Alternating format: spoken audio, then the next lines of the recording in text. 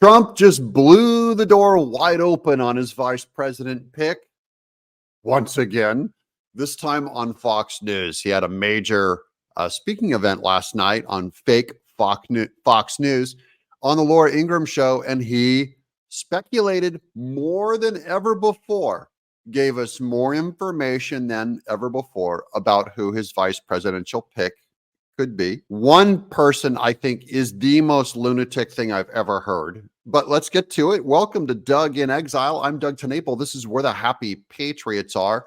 When Biden ran, he pledged he was going to pick a female vice president in 2020. Everybody happy with that decision that he picked a female? New NBC News reporting reveals Kamala Harris holds the record for the worst vice presidential rating in NBC polling history. Kamala Harris?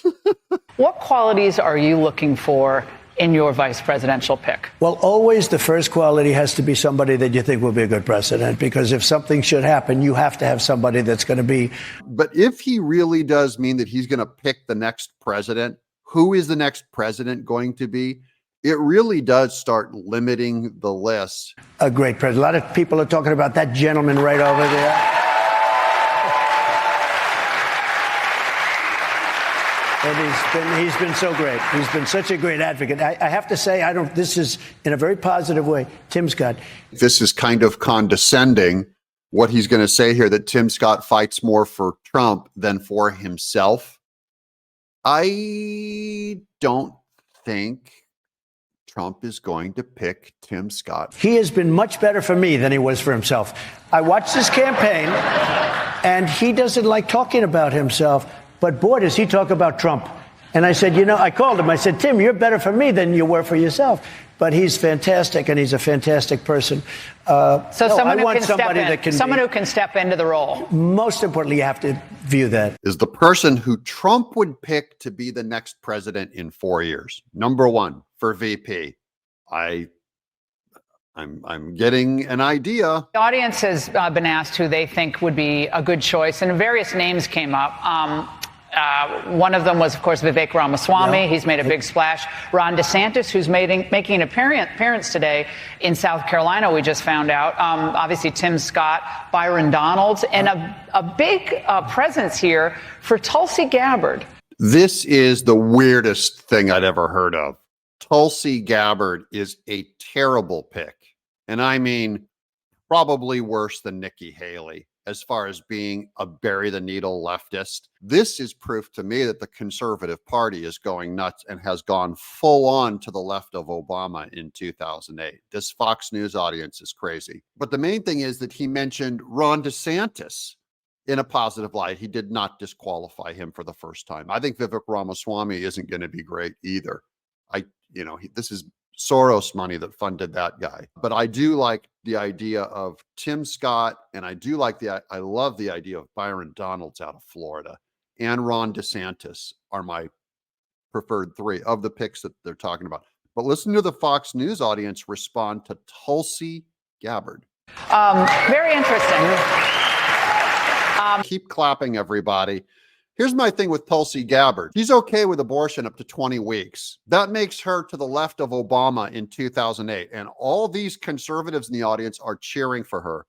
She's also for a rifle ban. She is the NRA on the Second Amendment gave her an F. How can a conservative bring up the name Tulsi Gabbard and not be seen as someone to the left of Mitch McConnell? She's Mitch McConnell in a dress. And people talk about her like, oh, yeah, her. By the way, the same thing with RFK.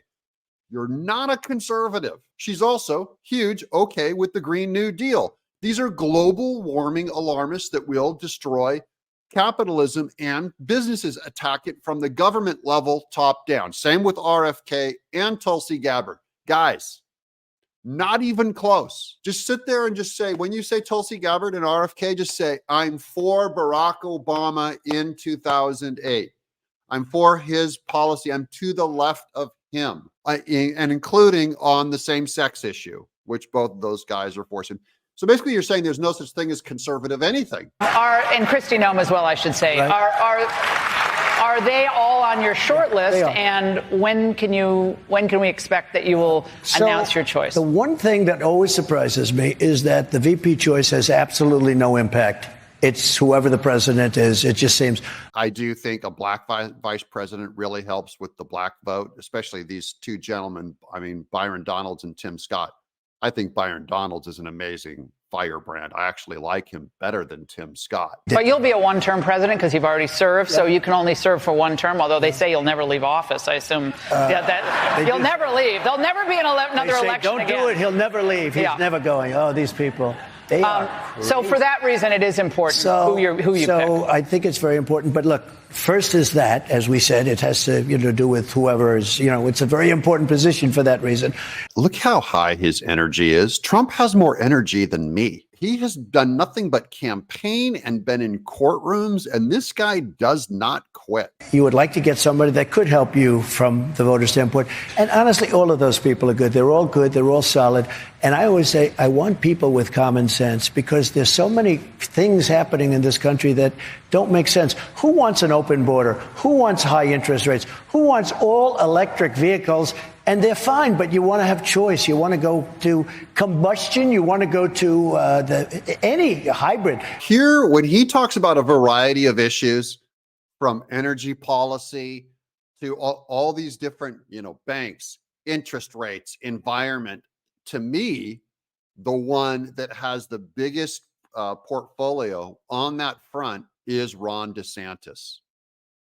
I know there's a lot of people that hate Ron DeSantis. I'm fine with that. You guys can let it rip in the comments below on why Ron DeSantis is so much worse than Tulsi Gabbard. Go ahead. But his governing in Florida is amazing. And if Trump is looking for someone who is very good on a broad amount of issues, way better than Vivek, way better than even Tim Scott, who has failed on a few issues, he could be leaning toward Ron. I never heard him say Ron's name in a positive light until recently. I do think this short list, we're getting close between Vivek, Tim Scott, Ron DeSantis, Kristi Noem, and I did not hear Elise Stefanik anywhere. I think the hybrid are much better from that standpoint. But we were talking about faucets. We're talking about so much. It's all based on common sense. We want a strong military. We want choice in education. We want to have things that can really make our country great again.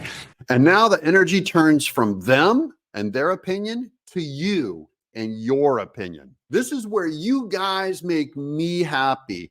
It's simple. You're going to cast a vote for the VP down in the comments. I don't care what name you put in there. It can be Margie Taylor Greene. It can be Carrie Lake. It can be Tulsi Gabbard. Put a name down there so we can all see and just start seeing who comes up. I don't want anyone to argue. I'm not here to make fun of anybody. Who do you think would be a great VP, which is our next president? I'm Doug in Exile.